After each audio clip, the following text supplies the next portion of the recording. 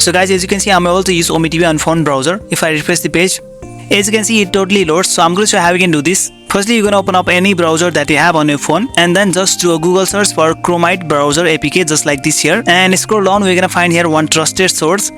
This one is one trusted source from up to down, Chromite for Android.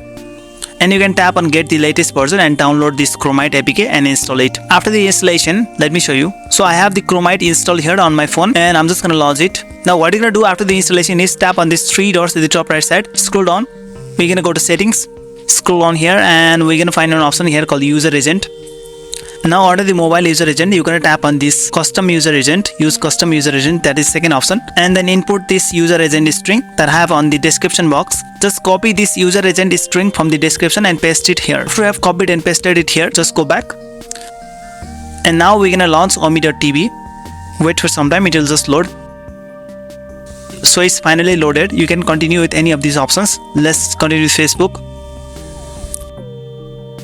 So now we can get the Ome TV screen now and we can use it. Now you just have to allow the access to camera and microphone. Just tap on allow and you can use it. So that's the way guys how you can use Ome TV without even downloading the app. If you like this video, then just give a thumbs up and don't forget to subscribe my channel. Okay, bye.